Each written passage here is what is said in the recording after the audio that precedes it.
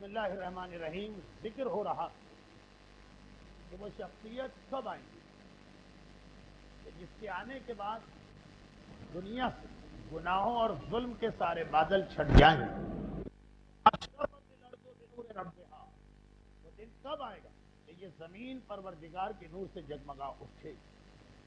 وہ شخصیت کہ جس کو رسول خدا سے لے کے 11ویں امام تک ہر معصوم نے یاد کیا. کتاب کفایت العصر پیغمبر کا یہ جملہ ہے کہ بے ابی و امی، اے میرے وہ بیٹے کہ میرے ماں باپ تجھ پہ قربان. آخری امام کو اس طرح سے رسول یاد کر رہے ہیں اور دیگر اماموں کی تو حدیثیں ہیں. لیکن امام کا یہ ظہور جب بھی ہو اتنا ہم کو یاد رکھنا کہ ظہور کی تاخیر دو جملے. ظہور کی تاخیر ہماری وجہ سے ہوتی اور جتنے تاخیر سے امام آئیں گے اتنا ہی نقصان ہم کو اٹھانا پڑے گا. ہماری مثال اس بیمار سی ہے کہ جو بیمار ہو چکا جتنی دیر سے وہ ڈاکٹر کو بلائے گا اتنا ہی اس کا نقصان بڑھتا چلا جائے گا. جتنی دیر وہ کر دے ڈاکٹر کا کوئی نقصان نہیں، نقصان بیمار کا. ہم بیمار بےایمان، ساری دنیا ہماری دشمنی پر تیار ہوتی بیٹھی، سازشوں کا آغاز ہو چکا. ہمیں دبانے، کچلنے، ہلاک کرنے، ہماری عورتوں کی عزتیں لوٹنے کی تیاریاں ہو رہی. اور اگر امام آئے مگر دیر کر کے آئے تو ہر علاقے میں 70 لاکھ مومنین کے جنازے اٹھیں گے ظلم میں، فقط اس لیے کہ وہ محب علی. اور 70 لاکھ انتہائی عزت اور احترام والی مومنات، ان کا ناموس برباد ہوگا اور انہیں کنیز بنایا جائے گا.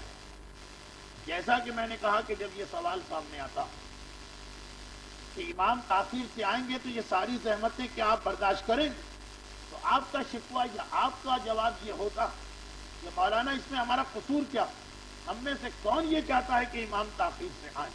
ہم تو چاہتے ہیں کہ جتنا جلد ہو سکتا ہے امام آ جائے. مسئلہ ہمارا نہیں ہے، مسئلہ اللہ کا. مگر یہی تو موضوع کہ مسئلہ اللہ کا نہیں، مسئلہ ہمارا. جب آپ باقی تمام چیزوں میں یہ مانتے ہیں کہ اللہ بدا کر سکتا، ایک لفظ ہے ہمارے یہاں بدا جس پر ہمیں اعتراضات کا نشانہ بنایا جاتا ہے. مگر بدا کو اگر نہ مانے تو نہ اعمال کا فائدہ ہے، نہ دعاؤں کا فائدہ ہے، نہ ہی صدقے دینے کا فائدہ. بدا کسے کہتے ہیں؟ اللہ نے لکھ دیا کہ اس گھر میں آج موت آنے والی، اور اللہ کے نبی نے ایک ہمارے رسول کو چھوڑ انبیاء نے بتا دیا کہ فلاں گھر میں موت آنے والی. صاحب خانہ نے لا علمی، اسے نہیں پتا تھا کہ موت آنے والی، صدقہ دے دی اور بدا ہو گئے، آتی نہیں موت واپس چلی. بدا کس چیز کا نام؟ شب قدر میں اللہ نے لکھ دیا کہ آئندہ سال اس مومن کو کیا کیا پرابلم ہوں. ہم نے ساری رات دعا کر کے اعمال کر کے گڑگڑا کے اللہ سے اس حکم کو بدلوا لیا. بدا اللہ اپنے لکھے ہوئے کو بدل دیتا. اگرچہ یہ اعتراض کہ اہل تشیع بدا کا مطلب یہ نکالتے ہیں کہ اللہ پہلے جاہل تھا، پھر اس کو پتا چلا کہ یہ گڑبڑ ہو رہی ہے اس لیے اس نے حکم بدلا. اب ایک الگ موضوع ہے لیکن یہ ہم پر اعتراض.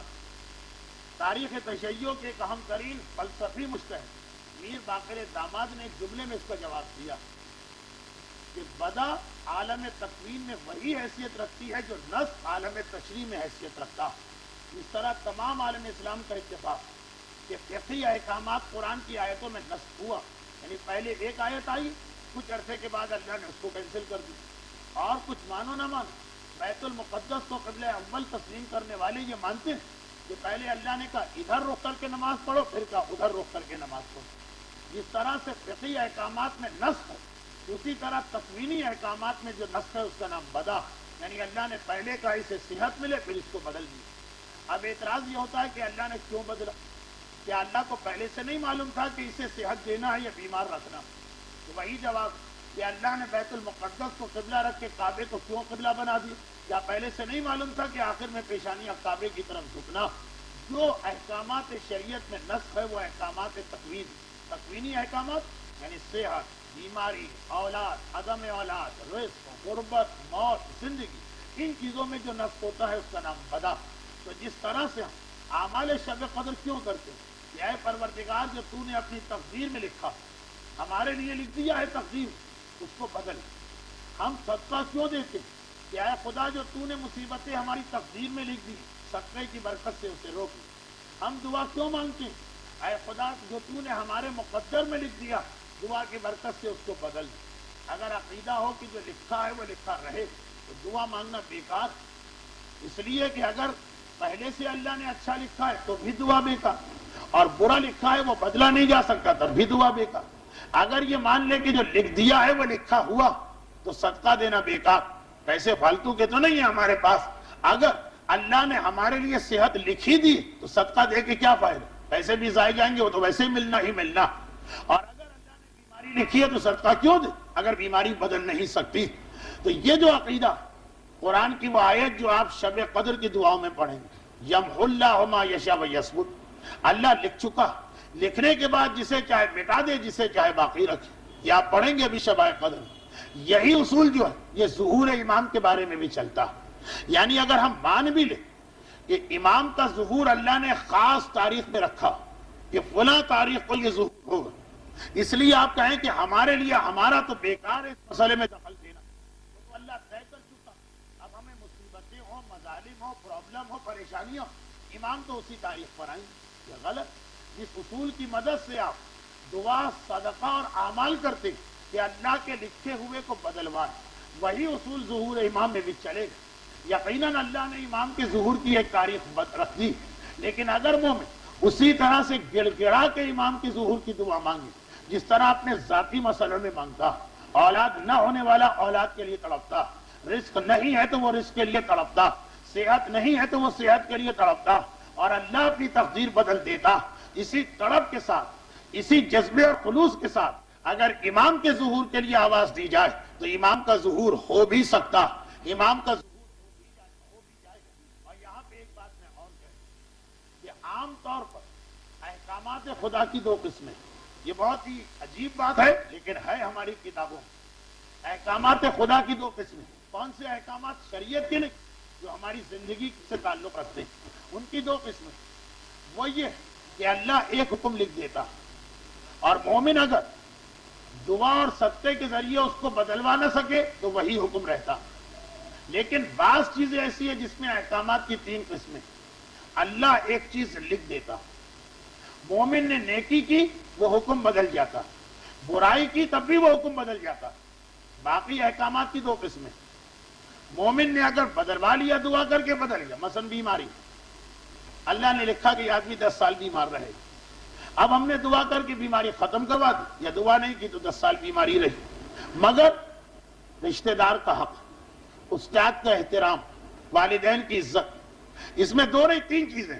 اللہ نے لکھا کہ اس آدمی کی عمر 50 سال ہے، لیکن اگر عام لوگوں سے زیادہ اپنے والدین و استاد اور رشتہ داروں کا حق ادا کرے تو 50 سال کے بدلے یہ 70 سال تک زندہ رہے، اور اگر ان کی نافرمانی کرے تو 50 کے بدلے 30 میں مر جائے گی۔ اب صرف دو چیزیں نہیں کہ اللہ نے 50 لکھا تو گناہ سے 30 میں موت آئی، نہیں، ایک حکم دیا، کہا کہ اس کو بڑھا بھی سکتے اس کو گھٹا بھی سکتے۔ ظہور امام کا مسئلہ بھی یہی، اللہ نے ایک تاریخ لکھی کہ اس تاریخ کو میں اس امام کو ظاہر کروں، مومن اگر تڑپ تڑپ کے دعا مانگے تو امام اس سے پہلے آ سکتے، مومن اگر ایسے کفران نعمت کرے تو اللہ اس تاریخ کو بھی بدل دیتا ہے اور ڈیلے کر دیتا۔ اور اس کے لیے آپ آیت اللہ ہے نہیں، شیخ عباس قمی کی منتہی الاعمال اور رہبر انقلاب آغا خامنائی نے جو سیاست ائمہ پہ کتاب لکھی ہے چوتھے امام کیا، اس میں روایتیں جمع کی کہ اللہ نے ظہور امام کی ایک تاریخ مقرر بھی کر دی تھی، یہ ہو بھی چکا ہے کہ اس تاریخ کو میرے آخری حجت کو ظاہر ہونا، مگر زمانے والوں نے قدر نہ کی نعمت امامت کی، اللہ نے کہا 100 سال بعد ظہور ہوگا، 4 یا 5 دفعہ ظہور کی تاریخ بدلی گئی، چونکہ اکثر مومنین کے لیے یہ ایک نئی روایت ہوتی۔ آیت اللہ خامنائی نے چوتھے امام کی سیاسی زندگی پر جو کتابچہ لکھا، بلکہ ایک تقریر کی تھی جسے کتابچے کی صورت دے کے اردو میں شائع کیا جا چکا، توحید رسالے میں بھی اس کی کئی قسطیں آئیں، وہاں پورا ایک چیپٹر ملے گا ظہور کی تاریخ ہے۔ ہمیں پتہ ہی نہیں، ہم تو سمجھ رہے ہیں کہ ظہور کا مسئلہ اب تک طے ہی نہیں ہوا، جب اللہ چاہے گا طے ہوگا۔ متعدد روایتیں ہمارے پاس ہیں کہ ظہور کی تاریخ طے کر دی تھی اللہ نے، اس تاریخ کو مجھے ظاہر کرنا ہے اس امام، مگر اتنی غفلت و لاپرواہی برتی صاحبان ایمان کہ اللہ نے کہا یہ اس قابل نہیں ہے کہ ابھی ان کو یہ نعمتیں دی جائیں، 500 سال تاریخ کو آگے بڑھا دیا، یہ ہو چکا، تاریخ مقرر ہو کے بڑھ چکی، اور اسی اصول کے تحت اب جو اللہ نے تاریخ مقرر کی، اگر ہم جتنا اس زمانے کے لوگوں نے کفران نعمت کر کے امام کے آتے ہوئے ظہور کو رکوا دیا، اتنا ہی ہم شکران نعمت کر کے ابھی نہ آنے والے امام کو بھی بلا سکتے ہیں۔ یہ ایک بہت ہی اہم اصول نظر آتا ہے ہمیں ظہور امام کے بارے میں۔ اور اب جب بات یہاں پہ پہنچی کہ کیا یہ ممکن ہے، وہ روایتیں تو اپنی جگہ کہ جن مومنین نے غفلت برتی تو امام آ رہے تھے، رک گیا آنا۔ مومنین اگر توجہ دیں تو خدا کا حکم ہے کہ ابھی امام کو نہیں آنا ہے، امام آ جائیں گے۔ اب اس کے بارے میں کوئی دلیل ہے؟ پہلے نظریے کے لیے تو دلیل ہے، دوسرے نظریے کے کہ تاریخ سے پہلے امام آ جائیں، تاریخ ڈیلے ہو گئی، حدیثیں جیسا کہ میں نے کہا یہ منتہی الاعمال میں بھی ہے، جس کا ترجمہ شیخ عباس قمی کی کتاب کا ترجمہ چھپ چکا ہے اردو میں، اس میں بھی پڑھ سکتے ہیں، لیکن ڈیلے والی حدیث تو ہے، جلدی بھی آ سکتے ہیں، جی ہاں، اور یہ بھی حدیث سے بات ہو رہی ہے، اور اتنا جلدی کہ بعض روایتوں میں یہ لکھا ہے کہ خدا اپنی آخری حجت کو ان نشانیوں کے بعد بھیجے گا۔ ان نشانیوں کی دو قسمیں کر دی، کہا کچھ یقینی نشانیاں ہیں، کچھ غیر یقینی نشانیاں۔ جو غیر یقینی نشانیاں ہیں اس کا بھروسہ نہیں، یقینی 10 نشانیاں، کہا ان سے پہلے تو امام آ ہی نہیں سکتے۔ دیکھیں جملہ یہ ہوتا لا مہندی الا بعد السفیانی، امام آ ہی نہیں سکتے جب تک کہ سفیانی پہلے نہ آ جائے، اس طرح کا جملہ۔ لا مہندی الا بعد القتل، ایسے ہی کچھ جملہ، مہندی نہیں آ سکتے جب تک کہ 2/3 دنیا نہ ماری جائے۔ یہ 10 ایسی نشانیاں جن کے ساتھ یہ جملہ آیا، یہ آ ہی نہیں سکتا میرا بیٹا جب تک کہ یہ 10 نشانیاں نہ ہوں، اور اللہ نے کہا یہ 10 نشانیوں کے بعد میں اپنی آخری حجت کو ظاہر کروں، اور اس کی بھی ایک ڈیٹ اللہ فکس کر چکا۔ لیکن اب آئیے وہ حدیثیں سنی جن میں یہ بتایا گیا کہ اگر مومن چاہے تو یہ 10 کی 10 نشانیاں ختم ہو سکتی۔ اب دو چیزیں بنی، مومن اگر نہ چاہے تو اللہ ان 10 نشانیوں کے بعد اپنی حجت کو ظاہر کرے، اور مومن چاہے تو کوئی نشانی نہیں، راتوں رات امام آ سکتے۔ اور میں اس کے لیے آغاز کرتا ہوں اس معصوم کی حدیث سے، جس معصوم کا ذکر منبر پہ سب سے زیادہ کیا جاتا ہے، مولا نہیں، مولا کا ذکر بھی منبر پہ سب سے زیادہ نہیں ہوتا۔ کتنی ہی ایسی مجلسیں ہوتی ہیں مخصوص دنوں جب صرف مسائل پڑھے جاتے ہیں۔ مجلس فضائل کے بغیر ہو سکتی ہے، مجلس مسائل کے بغیر نہیں ہو سکتی۔ عاشورے کی مجلسیں صرف غم کا بیان ہوتا ہے، تو سب سے زیادہ ذکر سرکار سید الشہداء امام حسین علیہ الصلوۃ والسلام کا ہوتا ہے۔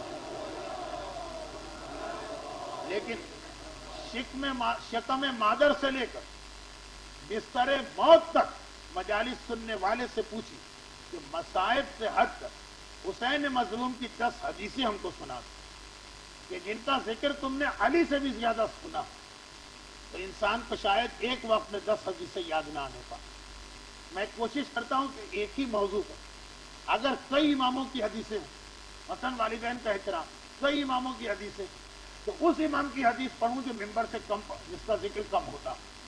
چنانچہ اس وقت بھی حدیث یہی، یہ حسین مظلوم کی حدیث، اس لیے اس کو اس اعتبار سے بھی سنیے کہ حسین مظلوم کے حوالے سے کوئی حدیث تو ہم کو یاد ہو، اور اس اعتبار سے بھی کہ یہ تو ہمارا براہ راست موضوع، اس امام کی حدیث جس کا ذکر منبر سے سب سے زیادہ۔ اور پھر عجیب بات یہ کہ یہ وہ امام ہے جس کا آنے والے امام سے سب سے گہرا تعلق۔ اگرچہ آنے والا امام پورے 12 اماموں کا وارث اور 1,24,000 انبیاء کا وارث بن کے آئے، لیکن 1,24,000 انبیاء اور پھر جو 12 معصوم، ان کے اندر سب سے زیادہ گہرا رشتہ اگر کسی 2 معصوموں میں ہے تو وہ حسین اور آنے والا امام۔ ان 2 کا رشتہ سب سے گہرا، وہ کیسے؟ پہلی دلیل تو اکثر آپ علماء طالب علموں سے بھی سنتے ہیں، 15 شعبان امام زمانہ کی ولادت کی تاریخ ہے، ہم امام کا جشن مناتے ہیں اور اعمال کرتے ہیں، مگر اعمال میں سر فہرست کس معصوم کی زیارت؟ رسول خدا کی بھی زیارت نہیں ہے جن کی کار رسالت کو مکمل کرنے امام آ رہا۔ اول امام کی زیارت بھی نہیں ہے کہ وہ اول ہے تو یہ آخر۔ شب نیمہ شعبان امام زمانہ کی ولادت کا جشن. دیکھیے 3-4 باتیں. یا تو کہا جاتا کہ آج ان امام کی رات سے صرف انہی کی زیارت پڑھو, کسی اور کی نہ پڑھو, تب بھی سمجھ میں آتا. یا یہ کہا جاتا کہ کیونکہ یہ سارے معصومین کے نائب, تو آج زیارت جامعہ پڑھو جس میں سب معصوم آ جائیں, الگ سے کسی خاص امام کی زیارت نہ پڑھو, یہ سب کے نائب. یا کہا جاتا کہ رسول خدا کی زیارت پڑھو, وہ آخری رسول ہے تو یہ آخری امام, ان میں سے کوئی حکم نہیں آتا. نیمہ شعبان میں حسین مظلوم کی زیارت پڑھو. 15 شعبان امام زمانہ کی رات یاد کرایا جا رہا ہے حسین. اور یہ تو پھر بھی سمجھ میں آ گئی. اس کا الٹ مسئلہ عاشورے کا دن حسین مظلوم کا دن, ایسا دن کہ آدمی کا دل ہی نہیں جاتا دنیا کو کوئی کام کرنے. یعنی اگر یہ توہین نہ مانی جائے تو بعض اوقات مصلے پر جانا بھی ذرا بھاری ہو جاتا. وہ غم و الم کی جو کیفیت ہوتی, بیٹے اپنی اولاد تک کوئی انسان دیکھنے کو تیار نہیں ہوتا, کوئی ذکر نہیں, بس روتے رہو اور حسین کو اور کربلا کو یاد کرتے رہو. مگر نہیں, اسلام نے کہا باقی جو کچھ کرو, مگر آج حسین کا دن ہے تو فوراً یاد کرو, اور جب ایک دوسرے سے ملو. بہت ہی مشہور مستحب شیخ عباس قمی نے عاشورے کے اعمال میں لکھا کہ عاشورے کے دن جب دو مومن ملاقات کریں, نہ سلام کرے نہ خیریت دریافت کرے, ایک ہی جملہ کہے, اعظم اللہ اجورنا و اجورکم بمصابنا بالحسین علیہ السلام. اللہ ہمیں اور تمہیں غم حسین میں اجر عظیم عطا کرے. اور پھر کہو وجعلنا وإیاکم من الطالبین بصالحہ مع ولیہ الامام المہدی علیہ الصلاۃ والسلام. عاشورے کے دن یہ کہو اللہ ہمیں اور تمہیں حسین کے خون کا انتقام لینے والے حسین کے بیٹے امام زمانہ کے ساتھ شامل کرے. تو دیکھیے ایک مناسبت تو یہ بنی, 15 شعبان امام کا دن حسین کو یاد کروایا جا رہا, عاشورے کا دن حسین کا دن امام کو یاد کروایا جا رہا. مگر خالی یہی تک مناسبت محدود نہیں. اب آئیے 3-4 ظہور کے بعد کی باتیں. پہلی بات, اتنا ہمارا عقیدہ کہ امام زمانہ کے آنے کے بعد ایک ایک کر کے تمام معصومین اس دنیا میں آئیں گے, اور ایک وقت وہ ہوگا کہ اکٹھا 14 معصوم یہاں پہ جمع ہو جائیں گے. اور اس کی دلیل زیارت وارثہ, اشہد اللہ و ملائکتہ و انبیاءہ و رسولہ انی بکم مومن و بایابکم موقن. اے حسین مظلوم, میں اللہ, رسول اور ملائکہ کو گواہ کرتا ہوں, آپ پر یقین ہے, آپ لوگوں کی واپسی پہ یقین ہے کامل, سارے معصومین کو آنا. اور جب راوی نے پوچھا مولا اس کی کوئی دلیل ہے, بہت لمبا چوڑا مسئلہ, امام نے مختصر ایک جواب دیا. امام نے کہا ہے کہ یاد رکھو, قرآن نے اعلان کیا کل نفس ذائقۃ الموت, ہر نفس کو موت کا ذائقہ چکھنا. جو لوگ قتل ہو جاتے انہوں نے اب تک موت کا ذائقہ نہیں چکھا. سننے والے نے, راوی نے چوک کے کہا مولا موت اور قتل تو ایک ہی چیز ہے. امام نے کہا نہیں, موت الگ ہے, قتل الگ. اور قرآن کی کئی آیتیں پڑھی, کیا قرآن کہتا مت تم اور قتل تم مر گئے یا تم قتل کیے گئے, یا کہہ کے آتا ہے موت یا قتل, موت یا قتل. امام فرماتے ہیں لفظ یا ان دو چیزوں کے بیچ میں آتا ہے جو الگ الگ ہے. امام فرما رہے ہیں قتل الگ ہے, موت الگ ہے. جو مر گیا وہ تو موت کا ذائقہ چکھ گیا, جو قتل ہوا اب تک وہ مرا نہیں, اس نے موت کا ذائقہ نہیں چکھا. اور قرآن کہہ رہا ہے کہ ہر ایک کو موت کا ذائقہ چکھنا. تو جتنے لوگ بھی کائنات کی تاریخ میں قتل ہوئے, مرے نہیں قتل ہوئے, وہ سب ظہور کے بعد آئیں گے, کیونکہ ابھی ان کی موت کا ذائقہ باقی. یہ باقاعدہ ایک دلیل ہے امام کی, بہت تفصیلی. اور اس میں امام نے کہا کہ ہم گروہ آل محمد اور امامت, ہم میں سے ہر ایک اب تک قتل ہوا, موت نہیں آئی. اور خدا کا وعدہ ہے کہ ہر نفس کو موت کا ذائقہ چکھنا. تو ہمیں اس دنیا میں آنا تاکہ اس آیت کے مطابق پھر ہم تبھی موت مرے. یہ اصول یاد رکھیے, پورا قرآن پڑھ ڈالیے. قتل کو الگ چیز قرار دیا ہے, موت کو الگ چیز قرار دیا. اسی لیے شہداء کے بارے میں تو کہہ دیا وہ اب تک زندہ, اور قرآن کہہ رہا ہے کہ زندہ ہے لیکن موت کا ذائقہ چکھنا. تو سارے شہیدان راہ خدا بھی لائے جائیں گے آفٹر ظہور, اور انہیں موت کا ذائقہ چکھنا. تمام ائمہ معصومین جو یا تلوار سے شہید ہوئے یا زہر, وہ سب بھی آئیں گے اس لیے کہ انہیں موت کا ذائقہ چکھنا. اور اسی دلیل کی بنا پر رسول خدا کی بھی وفات نہیں ہے, شہادت سری. تو خیر سارے معصومین آئیں گے, اور وہ تمام لوگ آئیں گے جو غیر طبعی موت مرے. شہدائے راہ خدا کو بڑا اٹریکشن کیا ہے؟ جو ہم اور آپ جو گھبراتے ہیں شہادت اور موت، شہادت اگر اپنے بستروں پہ مر گئے تو اب ہمارا آنا نانا 50-50 ہو گئے، پتہ نہیں آ سکے پتہ نہیں. لیکن جو شہید ہو گیا 100% یقینی بات ہے کہ ظہور کے بعد اس کو بلایا جائے گا، کیونکہ اب تک اس کی موت کا ذائقہ باقی ہے. اچھا، اب سارے معصومین آئیں گے. سوال یہ پیدا ہوتا ہے یہ جو امام زمانہ کو چھوڑ کر 13 معصوم یہ کس ترتیب سے آئیں گے، کس طرح آئیں گے؟ 3 طریقے سمجھ میں آتے ہیں. یا سارے کے سارے ایک ساتھ آ جائیں، یا سارے کے سارے ایک ساتھ آ جائیں، یہ نہیں. یا الٹی ترتیب سے آئیں، 12واں آ گیا پھر 11واں پھر 10واں پھر 9واں پھر، یہ بھی نہیں. یا سیدھی ترتیب سے آئیں، یہ 12واں تو خیر ہے ہی، پہلا دوسرا تیسرا، یہ بھی نہیں. کوئی ترتیب ہم کو نہیں بتائی گئی، صرف ایک چیز بتائی گئی، امام کے بعد اگر کوئی آئے گا تو وہ کربلا والا حسین آئے گا. جو کسی بھی ترتیب کے اعتبار سے موضوع نہیں بن رہے، نہ اوپر سے چلے 1 2 3، نہ نیچے سے جائیں 11 10 9 8، مگر اتنا بتایا کہ حسین اور امام زمانہ کا رشتہ پہچان، کہ امام کے بعد جو سب سے پہلے آئے گا وہ حسین مظلوم ہوگا، پھر باقی جس ترتیب سے بھی آئیں. ایک بات اور آئیے مزید تیسری بات، اور وہ یہ کہ جب امام زمانہ شہید ہو جائیں گے، امام زمانہ کی شہادت ایک طے شدہ امر ہے، اور اسی لیے پھر ایک بحث اٹھتی کہ کیا امام اگر شہید ہوئے تو ایک بار پھر آئیں گے یا نہیں آئیں گے. اس کے اندر کہ ہر مرنے والے کو، ہر شہید ہونے والے کو موت کا ذائقہ چکھنا، کیا امام زمانہ کا ایکسیپشن ہے یا نہیں. یہاں میں نے بڑے بڑے مراجع سے رجوع کیا تھا، انہوں نے کہا تھا کہ اس مسئلے پہ ہمارا علم ناقص ہے، نہ ہم منع کر سکتے ہیں نہ ہم ہاں کہہ سکتے ہیں. یہ وہ مسئلہ ہے کہ جس کو قرآن نے کہا وَمَا يَعْلَمُ تَعْوِيلَهُ إِلَّا اللَّهُ وَالرَّاسِخُونَ فِي الْعِلْمِ، کہ اس مسئلے کو یا اللہ جانتا ہے یا راسخون فی العلم. آغا کوئی جیسا مرجع جب یہ لکھ دے کہ امام زمانہ کا دوبارہ آنا، اس کے بارے میں ابھی کچھ نہیں کہا جا سکتا. ایک طرف اصول بتاتا ہے کہ شاید آئیں، اور پھر بعض روایتوں کا جملہ کہ قیامت امام زمانہ کی حکومت میں آئے گی، وہ بھی یہ بتا رہا کہ پہلی والی حکومت میں تو امام شہید ہو جائیں گے اور حسین کی حکومت شروع ہو جائے گی. یہ 2 چیزیں بتا رہی کہ شاید امام زمانہ بھی اس شہادت کے بعد ایک مرتبہ پھر آئیں گے. یہ ایک الگ موضوع ہے، موقع ملا تو 26 رمضان کی آخری تقریر تک کبھی بھی ذرا روشنی ڈال دوں گا. ابھی تو اصل مسئلے کو مکمل کر دوں. امام زمانہ کی شہادت تو یقینی بات ہے. اچھا، شہادت پر اب وہی بات جو میں نے مسائل میں کہی تھی، کھارادر کے لوگوں کے کان کھڑے نہیں ہوتے، لیکن جب میں نے پہلی مرتبہ یہ پڑھا تھا مجھے یاد ہے کہ کتنی مخالفتوں کا سامنا کرنا پڑا تھا. نئی بات آپ نے کہاں سے پڑھ دی، ہم نے تو آج تک یہ بات نہیں سنی. اس وقت کثرت کے ساتھ یہ جملہ کہا گیا تھا. اب یہ بات اتنی عام ہے کہ ہر ایک کو پتا، مگر پھر بھی اس وقت سے اب تک کھارادر والوں کا ایک اعتراض چلا رہا، کیونکہ وہ جو ہماری تقریر تھی، تقریر نمبر 22، اس پر کھارادر کے مومنین اپنا حق سمجھتے تھے کہ ہمارے محلے میں یہ تقریر کی گئی، تو اعتراض بھی انہی کا اعتراض آتا تھا. چلے آج موقع ملا تو ہاتھ کے ہاتھ جواب دے. اور وہ یہ کہ امام کی شہادت نئے لوگوں کے لیے عجیب مسئلہ، مومنین کھارادر کے لیے عجیب مسئلہ نہیں. یہ امام کو شہید کرا چکے ہیں، یعنی اس پہ مطمئن ہو چکے ہیں کہ ہاں یہ روایت سے ثابت ہے کہ امام کو شہید ہونا. لوگوں کا کہنا تھا کہ امام شہید ہوں گے، نئی بات.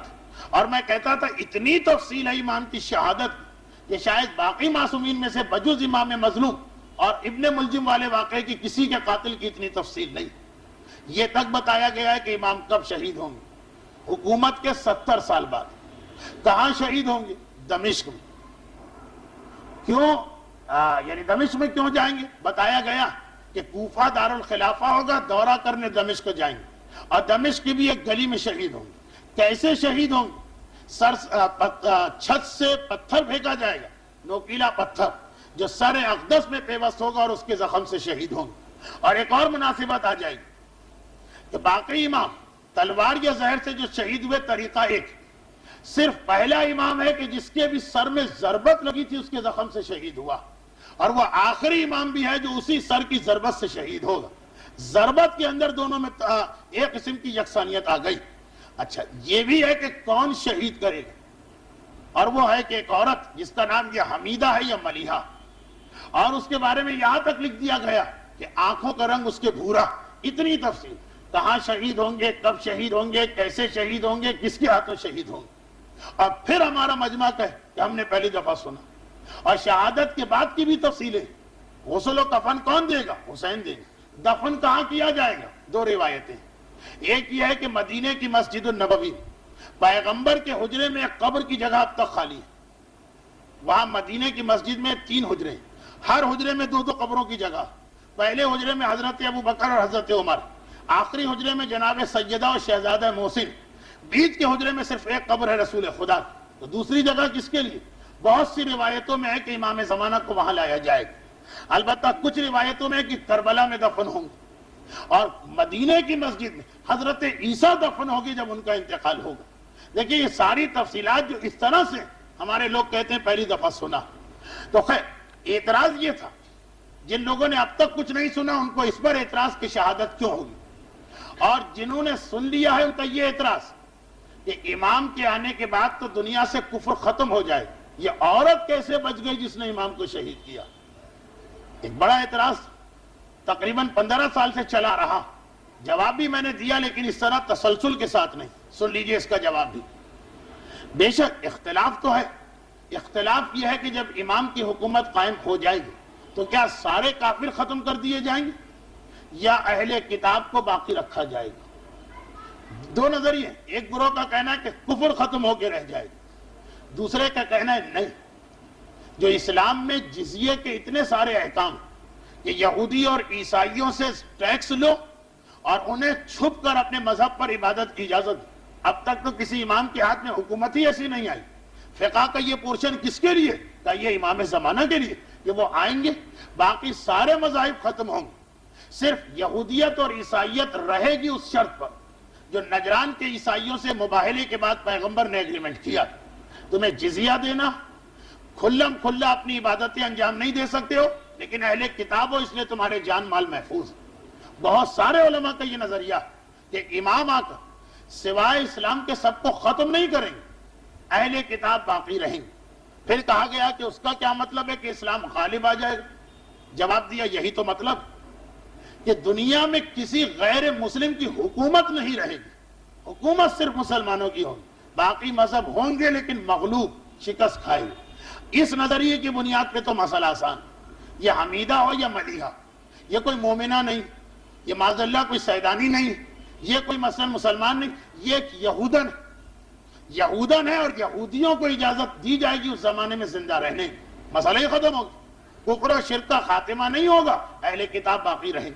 اور پھر ایک عجیب مناسبت آ گئی.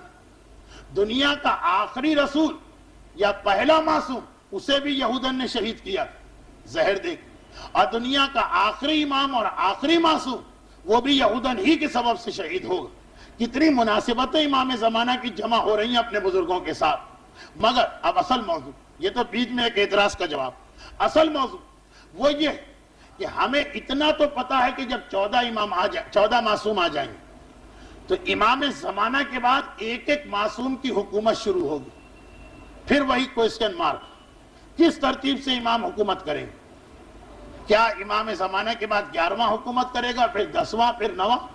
یعنی وہ سیدھی ترتیب چلے گی. رسول خدا کی تو حکومت ہو چکی ہے ان کی زندگی میں، امام علی، امام حسن، اس طرح حکومتیں چلیں گی. یہ بھی ہم کو کچھ نہیں معلوم. لیکن ایک چیز معلوم، امام زمانہ کے بعد پہلی حکومت نہ 11ویں کی ہوگی نہ پہلے کی ہوگی، نہ ترتیب سعودی چلے گی نہ ترتیب نزولی.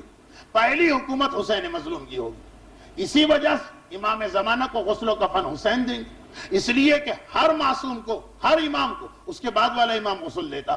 ظہور کے بعد ترتیب ہی یہ ہو گئی، امام زمانہ کے بعد امامت ہی حسین کی شروع ہو گئی. تو آپ نے دیکھا کہ امام زمانہ اور میرے مولا حسین میں کتنا گہرا ربط اور رشتہ چلا رہا. کہ یہ 3 4 5 باتیں تو میں نے جلدی بتائی. باقاعدہ بیٹھ کر کتابوں کا مطالعہ کروں اور ریسرچ کروں تو شاید ایک چھوٹا موٹا کتابچہ اس پہ تیار ہو سکتا. یہ چند باتیں بتا دیں. اتنی گہری مناسبت ہے حسین اور امام زمانہ میں. اب آئیے حسین مظلوم کی حدیث سنی. بہار الانوار علامہ مجلسی کی کتاب، اس کی نئی جو پرنٹنگ ہوئی 110 جلدوں میں، جلد نمبر 51 صفحہ نمبر 133، والیوم 51 پیج 133 133 اس کی ایک حدیث. اب یہ وہ حدیث کہ حسین نے ایک جملہ کہا اور حسین کے بعد ایک اور معصوم نے اس جملے کی وضاحت کی.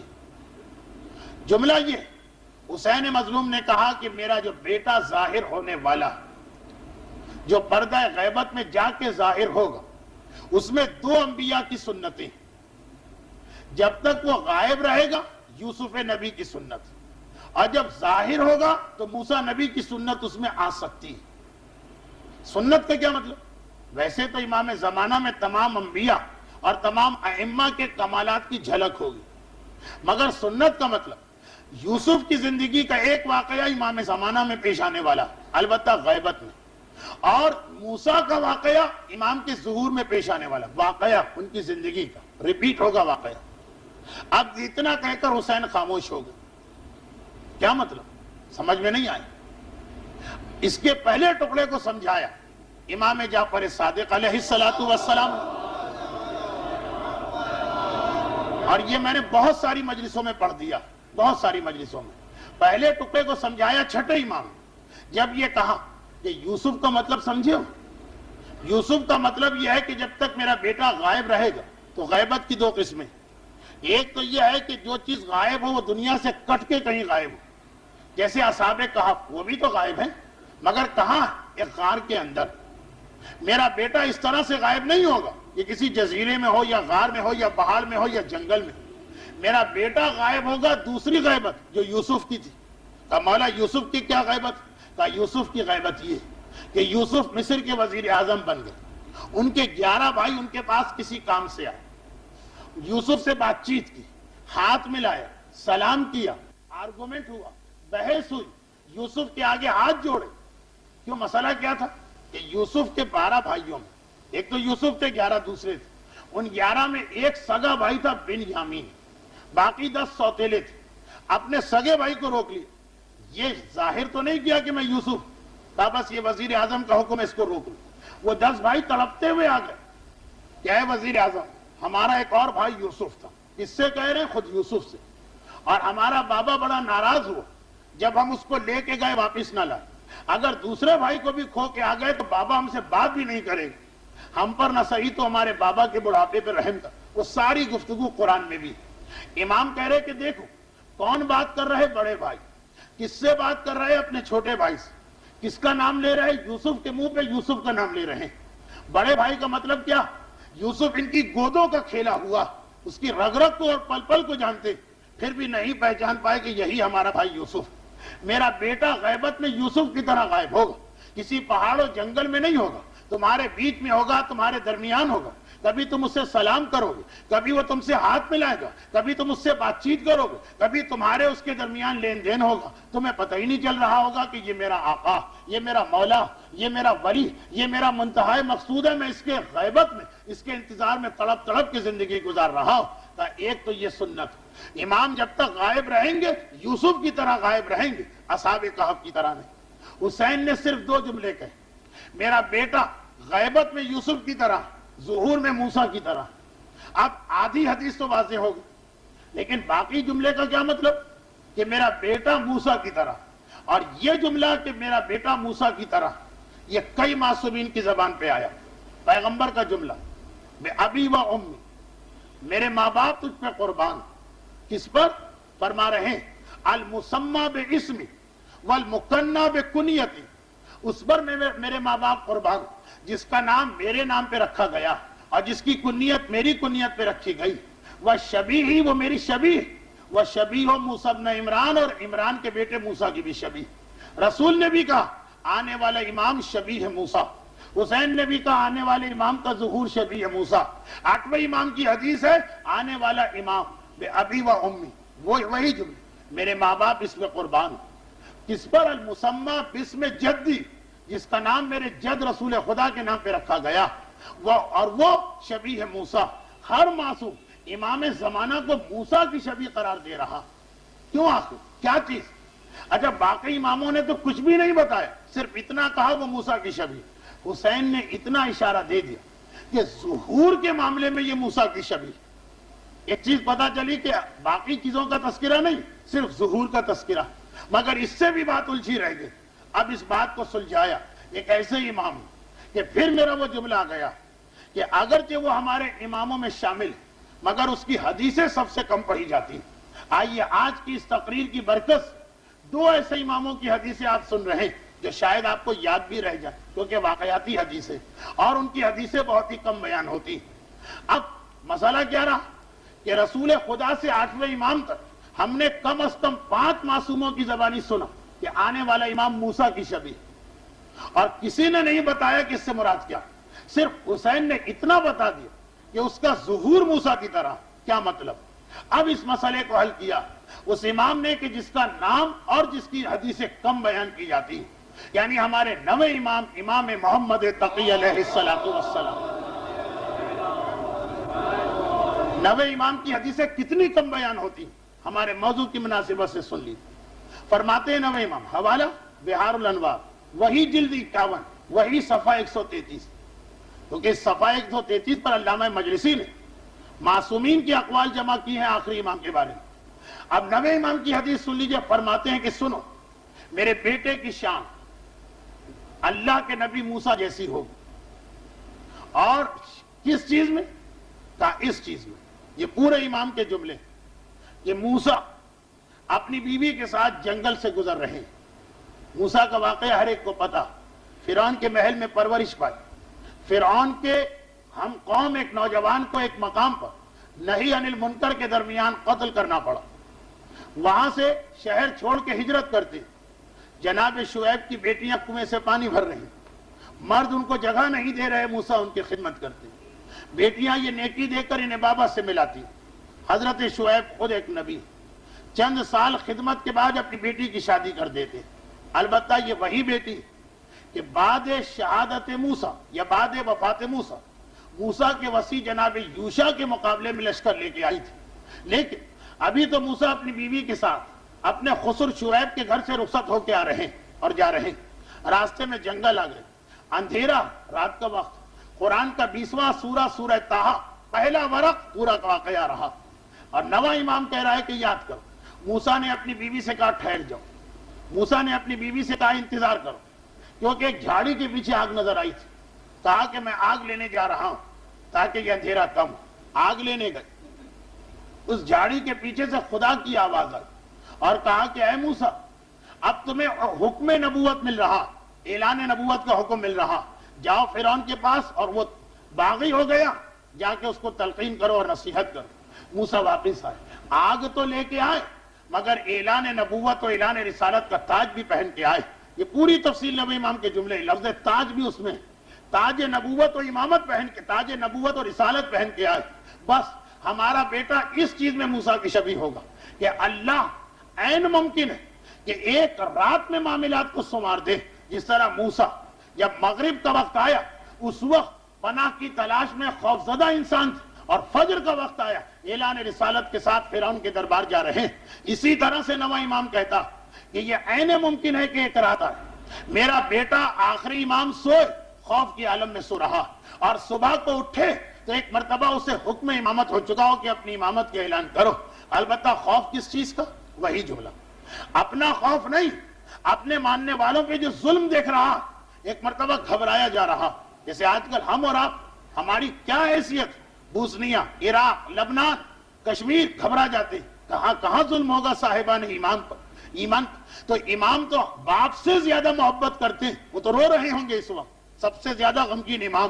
تو میرا 9واں امام کہہ رہا کہ اللہ چاہے تو ایک رات میں موسیٰ کی طرح سے میرے بیٹے کی امامت کے تمام کاموں کو سنوار دے، وہ مغرب کو سوئے گا تو روتا ہوا سوئے گا اپنے ماننے والوں کی حالت دیکھ کر، اور فجر کو بیدار ہوگا تو اس شان کے ساتھ کہ ذوالفقار اس سے کلام کر رہی، اس کے ایک ہاتھ میں ذوالفقار ہے، دوسرے ہاتھ میں علم اسلام ہے، خانہ کعبہ کی دیوار سے ٹیک لگا کے بیٹھا، آنے والوں سے بیعت کر رہا ہے، اور جبرائیل ساری دنیا میں اس کی امامت کا اعلان پہنچا رہے ہیں۔ درود بھیجے محمد والے۔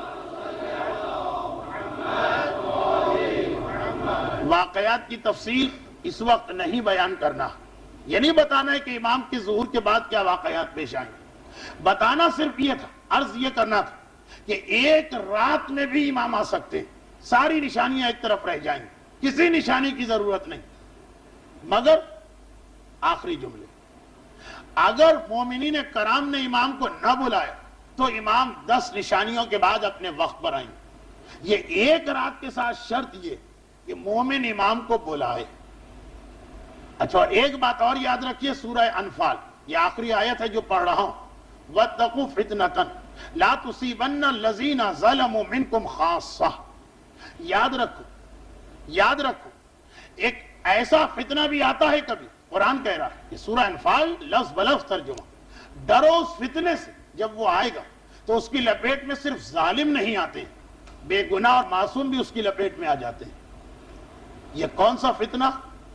یہ وہ ہے کہ جس کے بارے میں امام اتنا ارشاد فرما گئے کہ بنی اسرائیل کی ایک قوم پہ اللہ نے حکم دیا کہ عذاب بھیج دو. پہلے یہ تو ہم خوش قسمت ہیں کہ رسول امت رسالت ہم کو ملی، وما كنا معذبین وانت فیہم، اے رسول میں ان کو عذاب ہی نہیں دوں گا کیونکہ تم ان میں آ چکے ہو. بنی اسرائیل میں تو ایسا نہیں تھا، تھوڑی دیر اللہ مہلت دیتا ہے عذاب بھیج دیتا. فرشتوں سے کہا جاؤ فلاں قوم میں عذاب نازل کرو، وہ فرشتے آئے، آدھی رات کا وقت تھا. عذاب عام طور پر فجر کے قریب آتا کہ شاید کوئی نیک بندہ نماز شب کے لیے اٹھ جائے، دعا مانگے اور عذاب دور ہو جائے. مگر دیکھا تو واقعہ ایک عجیب منظر نظر آیا. ساری قوم گناہوں میں کھوئی ہوئی، ساری قوم گناہ کر رہی. ایک مکان میں ایک انتہائی مقدس نوجوان نظر آئے، رو رہا، نمازیں پڑھ رہا ہے، روزے رکھ رہا، قیام قوت کے عالم میں. رات کو تو روزے نہیں ہوتے لیکن اس کی جسمانی حالت، نمازیں، تلاوت، ذکر خدا. گھبرا گئے فرشتے، کیونکہ اللہ کا ایک طریقہ اور ہے. جس قوم میں عبادت کرنے والے بزرگ، خوف خدا سے رونے والے جوان، شیرخوار بچے ہوں، بے زبان جانور، اللہ اس قوم پہ عذاب نہیں نازل کرتا، پہلے ان کو نکالا جاتا. اس قوم میں تو ایسا جوان ہے کہ جو توبہ بھی کر رہا ہے اور عبادت بھی کر رہا ہے. کیا ہم کہیں صحیح جگہ آ گئے؟ غلط جگہ تو نہیں پہنچ گئے؟ خدا سے پوچھا پروردگار اس قوم کے بارے میں کیا ہوگا؟ عذاب. صحیح جگہ ہے. کہا پروردگار سب پر عذاب؟ کہا سب پہ عذاب، خصوصاً اس نوجوان پر بھی عذاب جو عبادت کر رہا. اے خدا آخر یہ کس لیے؟ کہا اس لیے کہ یہ عبادت کر رہا مگر جو حق کا پیغام ہے وہ دوسروں تک نہیں پہنچا رہا. میرا کتنا ہی عبادت گزار بندہ، اس کی عبادتیں ضائع نہیں ہوتی، قیامت میں اجر دیتا ہوں. لیکن دنیا میں کتنا ہی عبادت گزار بندہ کیوں نہ، دنیا میں اگر وہ حق کا پیغام دوسروں تک نہیں پہنچا رہا تو جو عذاب دوسروں کے لیے آ رہا ہے وہ عذاب اس کے لیے بھی آئے گا. اب اگر کوئی مومن کہہ دے کہ مولانا آپ بار بار کہہ رہے ہیں کہ اگر سچے دل سے امام کو پکارے تو راتوں رات امام آ سکتے ہیں، ہم یہ 20 یہ 25 یہ 50 آدمی تو پکار رہے ہیں، مگر نہیں. اگر آپ کی آبادی ساری دنیا کے اندر 10 کروڑ یا 15 کروڑ، اس میں 50 60 100 200 لاکھ 2 لاکھ پکارے، وہ کافی نہیں. وہ تو وہی بات ہوگی کہ وَاتَّقُوا فِتْنَةً لَا تُصِيبَنَّ الَّذِينَ ظَلَمُوا، کہ عذاب سب پہ آ سکتا. ہماری ذمہ داری بنتی اگر ہم راتوں رات امام کو بلانا چاہیں تو خالی خود نہ پکارے، یہ پیغام اپنے پورے معاشرے میں دوڑا دے، ایک ایک شخص کو اس سے آگاہ اور خبردار کر دے. وہ مانے یا نہ مانے وہ الگ مسئلہ ہے. ہمارا فریضہ اس وقت ادا ہوگا جب ہم ایک ایک کے کانوں تک یہ پیغام پہنچا چکے ہوں. خالی اپنی جگہ بیٹھ کے گلگلا کے امام کی دعا کر لینا یہ کافی نہیں. یہ تو بنی اسرائیل کا وہ نوجوان بھی کر رہا تھا جس پر اللہ نے عذاب بھیجا، اور یہ کہہ کے بھیجا کہ تیری نیکیاں ضائع نہیں ہیں، قیامت میں اجر ملے گا. مگر دنیا میں ظالموں کا عذاب مظلوم پر بھی آئے گا. کون مظلوم؟ جو چپ ہو جاتے ہیں، جو اس حق کے پیغام کو آگے نہیں پہنچاتے ہیں، جو ہر ایک کو آگاہ نہیں کرتے حقائق کے ساتھ، ان کے اوپر بھی یہ پیغام، ان کے اوپر بھی وہی عذاب آنے والا. تو امام ہم دوسروں کی وجہ سے ظاہر نہیں ہو رہے جو امام کو یاد ہی نہیں کر رہے، شیعوں میں جو دوسرے، مگر ہم بھی قصوروار. ہم اپنی جگہ دعا امام زمانہ پڑھ کے بیٹھ جاتے ہیں. بچے، بچیاں، عورتیں، مرد، دیہات میں رہنے والے، شہروں میں رہنے والے، جہاں تک ہماری رسائی وہاں تک ہمیں یہ پیغام پہنچانا پڑے گا. ورنہ امام کے ظہور کی تاخیر کا جو بھی بھگتان ہے، نقصان ہے، خمیازہ ہے، وہ ہم کو بھگتنا پڑے گا. اور حالات تو ابھی عجیب نہج کے اوپر جا رہے. ایک بہت ہی عجیب حدیث مجھے پڑھنا تھی. ایک زمانے میں اینٹینا کی حدیث پڑھی تھی، اس سے ملتی جلتی ایک اور حدیث مجھے نظر آ گئی، لیکن آج وقت نہیں ہے، وہ انشاءاللہ میں کل پڑھوں گا. لیکن کسی بھی قوم کی بدقسمتیوں میں ایک بدقسمتی یہ بھی ہوتی ہے کہ اپنی قیادت اور اپنی رہبری کے خلاف ہو جائے. امام اس قوم پہ کیا بھروسہ اور اعتماد کر جو اپنے مراجع اور مجتہدین کو بخشنے کو تیار نہیں. وہ نائب امام، جب اتنی ضدی اور اتنی جاہل قوم، یہ غیبت امام میں ایک بہت بڑا مسئلہ، ہمیں مرجعیت کی اہمیت کو پہچاننا. آج وقت بہت زیادہ گزر گیا، میری باتیں بھی اب ذرا بے ترتیب ہونے لگی. لیکن چونکہ میں یہ چاہتا ہوں کہ کتاب مجھے بار بار نہ لانا پڑے، اس لیے ایک چھوٹا سا خط آپ کو سنا رہا ہوں، کتاب میرے ہاتھ میں ہے اسی میں سے، اور آخری جو میرے جملے آج ہوئے اور یہ جو خط میں پڑھ رہا ہوں، ان دو میں مجھے ایک رشتہ ملانا۔ ہماری مرجعیت کے اوپر جو تہمتیں اور الزامات لگائے گئے، کچھ لوگ جھوٹے مرجع بنے اور جنہوں نے ان کے جھوٹ کو ظاہر کیا، وہ شخصیت اگر آغا خوئی جیسی بھی ہو تو اس پہ کیچڑ اچھالی جا رہی، اور کئی مرتبہ یہ مسئلہ ہماری تاریخ میں گزرا۔ آغا خوئی کی عظمت ابتدائی چند تقاریر میں آئی تھی، بعض لوگوں کو خاصی گراں گزری، لیکن آج میں ایک آخری جملہ پڑھ کر، ایک آخری خط پڑھ کر اس موضوع کو بند کر رہا ہوں۔ شہید باقر صدر، بس یہ خط ہے، آپ نے اگر محفل مرتضیٰ میں شرکت کی ہے تو 5 منٹ میں آ گیا تھا، یہ بس اسی پہ بات ختم کہ شہید باقر صدر عظیم ترین علماء شیعہ میں سے ایک ہے، اور جب آغا حکیم کا انتقال ہو تو سارے عرب نے ان کی طرف رجوع کیا کہ آپ اتنے بڑے مرجع اور آپ پیور عرب، ہم آپ کی تقلید چاہتے ہیں۔ صاف منع کر دیا کہ جب تک آغا خوئی زندہ ہے کسی کی تقلید کا سوال ہی پیدا نہیں ہوتا۔ مگر شہید باقر صدر کی خصوصیت یہ تھی کہ ہر دن ان کا علم بڑھتا رہتا تھا۔ اکثر ایسا ہوتا ہے کہ ایک مقام پہ پہنچ کے انسان کا علم رک جاتا، شہید صدر کا علم روزانہ بڑھتا رہتا تھا۔ سن 70 کا یہ واقعہ سن 77 آ گیا، شہید صدر شیعوں سے زیادہ غیر شیعوں میں مقبول ہوئی، اور عراق سے لے کر مراکش کے آخر تک، جس کے بارے میں اقبال نے کہا کہ بحر ظلمات میں دوڑا دیے گھوڑے ہم نے بحر ظلمات، مراکش کا آخر، وہاں تک ساری دنیا اسلام شہید صدر کی گرویدہ ہو گئی اور ان کا کلمہ پڑھا جانے لگا۔ سعودی عرب جیسی متعصب اور دشمن اہل بیت حکومت شہید صدر کے سامنے جھکی، ہمارا مسئلہ آپ حل کریں۔ مصر کی حکومت شہید صدر کو اپنے اسلامی مسائل میں مشیر قرار دے رہی، یہ عہدے بیکار، شہید صدر کی اہمیت۔ حتیٰ یہ کہ اگر آغا تیجانی کی کتاب تجلی آپ نے پڑھی تو اس کتاب کے اندر آغا تیجانی نے آغا خوئی سے بھی ملاقات کی، شہید صدر سے، علماء اور طالب علم آغا خوئی کے ساتھ، مگر جو عوام ہے، جو عراقی عوام، ان کا گھیراؤ شہید صدر کے گھر میں ہوتا۔ محبوبیت، اٹریکشن، ساری دنیا عرب ان کے ہاتھ میں، شیعہ تو ان کے نام پہ جان دے ہی رہے، غیر شیعہ بھی تسلیم کرتے ہیں کہ تاریخ اسلام کے عظیم ترین علماء میں سے ایک۔ اور کہا گیا کہ اگر ارسطو معلم اول اور فارابی معلم ثانی اور ابو علی سینا معلم ثالث تو شہید صدر معلم رابع گزرا۔ کتنا بڑا یہ لقب دیا گیا شہید صدر کو غیر شیعوں کی جانب سے۔ چنانچہ سن 70 میں جب شہید صدر سے رجوع کیا گیا تھا، اس وقت تو سن 77 میں زمین آسمان کا فرق ہو چکا۔ شہید صدر منع کر رہے ہیں، لوگ زبردستی تقلید کر رہے ہیں۔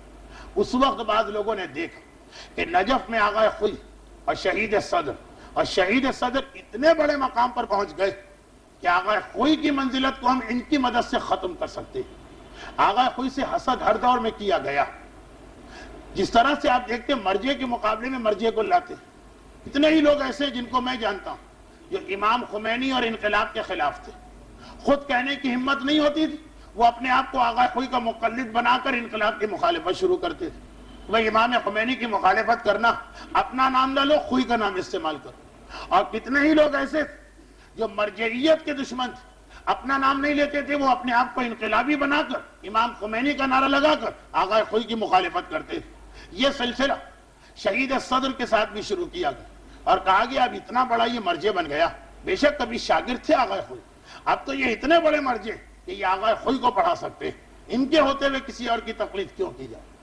لبنان کے کسی مومن جب یہ بات سنی اور یہ سنا کہ شہید صدر بھی کچھ یہ سمجھ رہے ہیں کہ میں مرجع بن چکا ہوں، تو فوری طور پر ایک خط لکھا جو بہت ہی اہم اس اعتبار سے کہ ایک عام آدمی آغا خوئی کو خراج عقیدت پیش نہیں کر رہا، ایک ایسا مرجع جو اب آغا خوئی کے لیول پہ آ چکا، اور اگر عوامی مقبولیت دیکھیے تو کہنا پڑے گا کہ شہید صدر کی مقبولیت آغا خوئی سے زیادہ تھی، عوامی مقبولیت، کیونکہ عربستان کا ایک مسئلہ، اس کے باوجود اندازہ کریں ہمارے علماء اخلاص نفس کی کس منزل پر، جملوں سے جو محبت ٹپک رہی اور عظمت، اس کو دیکھیں اور پھر سوچئے کہ آج بھی جس طرح ایک صدقہ جاریہ ہوتا ہے مرنے کے بعد ثواب، آغا خوئی کی وفات اور شہادت جاریہ لگ رہی، اب تک ان کی مخالفت و دشمنی کا سلسلہ جاری، مگر سنی ایک عظیم ترین مرجع شہید صدر بسم اللہ الرحمن الرحیم لکھنے والا لکھ رہا کہ مجھے تو معلوم کہ جو تعلق آپ کا ایک طویل عرصے سے آغا خوئی کے ساتھ، لیکن آج کل کچھ ایسی باتیں سنی جا رہی کہ جس سے ذرا شک و شبہ پیدا ہو گیا، میں درخواست کرتا ہوں کہ آپ ذرا اس مسئلے کو واضح کریں، کیونکہ بہت ہی دبے دبے لفظوں میں سوال گیا اور کچھ باتیں سنی جا رہی ہیں جس سے ذرا شک پیدا ہو رہے ہیں۔ جواب بسم اللہ الرحمن الرحیم فرماتے ہیں کہ یہ سوال جو آپ نے مجھے پہنچائے اس نے مجھے خوش بھی کیا اور غمگین بھی کیا۔ خوش اس لیے کہ مجھے موقع ملا ایک حقیقت کو بیان کرنے کا، اور غمگین اس لیے عالماً شدیدہ، شدید علم ہوا مجھے، وہ اس لیے کہ میری زندگی کا جو اشرف ہو، اطہر ہو، اقدس تعلق ہے۔ اشرف یعنی سب سے زیادہ شرافت والا، اطہر مانے سب سے زیادہ پاکیزہ، اقدس مانے سب سے زیادہ مقدس۔ میری زندگی کا سب سے اشرف و اطہر و اقدس تعلق، اس میں شک ڈال دیا گیا، یعنی میرا تعلق بے سیدنا و استاذنا و سندنا، میرے سردار، میرے استاد اور جو میری سند یعنی جس پہ میں سہارا لیتا ہوں، جس سے میں ٹیک لگا کے کھڑا ہوں، آیت اللہ العظمی الامام الخوئی، وہ کہ جو امام الخوئی ہے وہ تعلق جو میری زندگی کا مقدس ترین رشتہ، اس میں بھی شک ڈال دیا گیا۔ اور ضمناً دیکھیں کہ شہید باقر صدر جیسا مرجع اور مجاہد آغا خوئی کے ساتھ لفظ امام استعمال کر رہا۔ ایک اعتراض یہ ہوا کہ آغا خوئی نے کون سا جہاد کیا کہ وہ امام کہلوائے جائے، یہ شہید صدر سے پوچھئے جاتے۔ فرماتے ھذا الاستاد، یہ میرے وہ استاد ہیں، الذی ابصرت نور العلم فی حوضتہ، کہ میں نے علم کا نور اگر پایا تو ان کے حوضے میں پایا، اور اگر تعمل معرفہ علی یدی، اگر مجھے کچھ معرفت اسلام ہوئی ہے تو وہ مزہ میں نے ان کے ہاتھ پہ چکھا، انہوں نے مجھے مزہ اسلام سکھایا، مزہ چکھایا، اسلام کا ذائقہ ان کے ذریعے مجھ تک پہنچا۔ پھر فرماتے کہ ایمان کے بعد اللہ جو سب سے بڑی نعمت کسی انسان کو دیتا ہے وہ علم ہے، ایمان کے بعد۔ اور وَلَئِن كُنْتُ قَدْ حَصَلْتُ عَلَى شَيْءٍ مِّنْ هَٰذِهِ النِّعْمَةِ، اور اگر مجھے اس نعمت میں سے کچھ بھی ملا، نعمت علم میں سے، فَإِنَّ فَضْلَ ذَلِكَ يَعُودُ إِلَيْهِ، اگر اس نعمت میں سے کچھ بھی ملا تو وہ سب کا سب شکرانہ پلٹتا ہے میرے استاد آغا خوئی کی جانب۔ جو بھی مجھے علم کی نعمت ملی ہے وہ سب ان کی وجہ سے ملی۔ فَلَسْتُ إِلَّا ثَمْرَةٌ مِّن ثَمَرَاتِ وُجُودِهِ وَفَيْضِهِ الشَّرِيفِ، فَلَسْتُ میں کچھ نہیں ہوں، ایک مرجع، ایک عام شاگرد نہیں، ایک چھوٹا سا طالب علم نہیں، ایک مرجع لکھ رہا ہے، فَلَسْتُ میں کچھ نہیں مگر یہ کہ آغا خوئی کے وجود کے ثمرات میں سے ایک ثمرہ ہوں، آغا خوئی کی برکتوں سے اسلام کو جو پھل ملے ان میں سے میں ایک ہوں، ورنہ اپنا میرا فلست، میرا کوئی وجود ہی نہیں۔ وَوَلَدًا مِّنْ أَوْلَادِهِ الرُّوحِيِّينَ، اور آغا خوئی کی جو روحانی اولاد ہے مجھے اس میں سے ان کا ایک بیٹا سمجھ لو۔ پھر کہتے ہیں اس سب کے باوجود اگر کوئی آدمی اس حقیقت سے اپنی نگاہوں کو بند کر رہا یا اس چیز کی تہمت مجھ پہ لگا رہا، اس سب کے باوجود تو اس کی دو ہی نیتیں ہو سکتی ہیں، یا تو وہ چاہتا کہ میرے محترم اور مقدس باپ کے دل کو مجھ سے ہٹا دے، اور یا پھر وہ یہ چاہتا کہ جو تھوڑا بہت میرا مقام بنا اس کی وجہ سے اس مرجع اعلیٰ کے مقام کو نقصان پہنچائے۔ اس لیے میں اعلان کر دیتا ہوں فَإِنِّي أَغْتَنِمُ فُرْصَتَ سُؤَالَكُمْ، میں غنیمت سمجھتا ہوں کہ آپ نے ایک سوال کیا، لِأَقُولَ لَكُمْ بِكُلِّ وُضُوحٍ، تاکہ میں بالکل وضاحت کے ساتھ یہ اعلان کر دوں۔ کیا اعلان کروں؟ انی اتعامل مع السید الخوئی، سید خوئی سے جو اب تک میرا معاملہ رہا، وسأظل كذلك، اور انشاءاللہ اسی طرح سے رہے گا۔ وہ کیسا معاملہ؟ کما یتعامل الابن مع ابیہ، جس طرح بیٹا باپ سے معاملہ کرتا، والتلمیذ مع استادہ، اور جس طرح ایک شاگرد اپنے استاد سے، ایک مرجع وقت جو آغا خوئی کے لیول پہ پہنچ چکا، اور وہ طالب مع مرجع، اور جس طرح ایک طالب علم اپنے مرجع سے معاملہ کرتا، ویسا معاملہ میں آج تک کرتا آیا ہوں اور کرتا رہوں گا۔ جو شہید صدر کے مقام علمی کو پہچانتے ہیں انہیں پتا ایک ایک لفظ سے کیا خلوص اور محبت اور کیا اعتراف عظمت آغا خوئی ٹپک رہا. ہم اور آپ ہزاروں تقریریں کر لیں، اس پہ 5 جملے شہید صدر کے بھاری فرما رہے ہیں وَقَدْ صَرَّحْتُ بِذَلِكَ مَرَارًا لِلنَّاسِ، اور میں اس سے پہلے بھی بار بار لوگوں کو بتا چکا ہوں، وَلِلطَّلَبَةِ، اور طالب علموں کو بھی بتا چکا ہوں، وَالْمَسْئُولِيِّينَ، اور جو مجھ سے سوال کرتا ہے اس کو یہ بتا چکا ہوں، اور وَلَا أَرْضَ عَنْ أَيِّ شَخْصٍ، اور میں کسی آدمی سے راضی نہیں، کسی سے راضی نہیں، إِلَّا يَعْتَرِفَ بِذَلِكَ، جب تک کہ وہ اس چیز کا اعتراف نہ کرے کہ سید خوئی کے سامنے میں ایسا ہوں جیسے باپ کے سامنے بیٹا، استاد کے سامنے شاگرد، اور مرجع کے سامنے ایک طالب علم. یہ مرجعیت میں پہنچ کے یہ جملے کہہ رہے اور فرماتے ہیں کہ اگر کوئی شخص سید خوئی کے مقابلے میں میرا نام استعمال کرتا تو گویا وہ مجھے شدید ترین تکلیف و اذیت پہنچاتا. اور پھر چند جملے یہ لکھیں کہ فتویٰ دینا الگ کام اور مرجعیت کا دعویٰ کرنا الگ کام. چنانچہ آخر میں کہتے ہیں میں اپنے مولا سبحانہ و تعالیٰ کی بارگاہ یہ دعا کرتا ہوں کہ اللہ ہمیشہ ہمیشہ مجھے سید خوئی جیسے استاد کے وجود سے تمتع اور نعمت عطا کرے اور ان کا سایہ ہمارے سر پہ رہے. والسلام علیکم ورحمۃ اللہ وبرکاتہ. محمد باقر الصدر. عام آدمی نہیں، ایک مرجع، اور اتنا عظیم مرجع کہ شیعہ اور سنی عراق سے مراکش سارا عربستان اس کا کلمہ پڑھ رہا، اور وہ ایک جملے میں بھی کہہ سکتے تھے کہ ہاں محترم شخصیت، ان سے بڑا عالم کوئی نہیں. مگر نہیں، آپ دیکھیں ایک ایک لفظ کے ساتھ کیا محبت جھلک رہی. یہ صرف اس لیے کہ لکھا بھی کہ ایک تو میں جو کچھ لفظ تو میں کچھ نہیں تھا، مجھے اتنا بڑا بنا دیا میرے استاد نے، اور دوسرا یہ کہ غیبت امام میں سب سے بڑا نقصان ہماری مرجعیت کو پہنچایا جا رہا. تو کہا کہ اس سے خبردار رہو، اس سے آگاہ رہو. آخری جملے مصائب.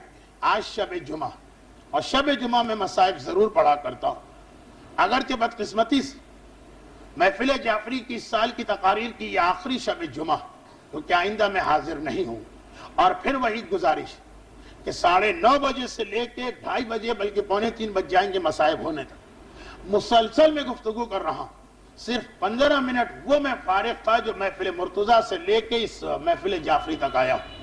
آپ اندازہ کر سکتے کہ یہ تقریباً 5 گھنٹے کی متواتر تقریر. آپ حضرات نے 1.5 گھنٹے یا 2.25 گھنٹے سنا، میں 5 گھنٹے سے بول رہا ہوں. آج اسی لیے نہ ہی کوئی مصافحہ ہوگا، نہ ہی کوئی سوال ہوگا، نہ ہی کوئی سیشن ہوگا. بس یہ آخری جملے ہوں کہ غیبت امام میں ہمارا سارا پرابلم بڑھ جاتا جب ہم اپنے مرکز یعنی مرجع کو بھلا دیتے اور جھوٹے مرجع کی جانب دوڑ کے چلے جاتے. بہت احتیاط ہمیں اس مسئلے میں کرنا. کچھ ظہور کی نشانیاں کل سے آنا شروع ہوں گی اور غیبت میں ہماری ذمہ داریاں. مگر آخری جملے، مرکز کی اہمیت کتنی زینب کبریٰ سے پوچھی، جو میدان کربلا کے جلتے خیموں میں بیٹھ کر یہ بتا رہی کہ میں کون ہوں، میں کون زینب ہوں.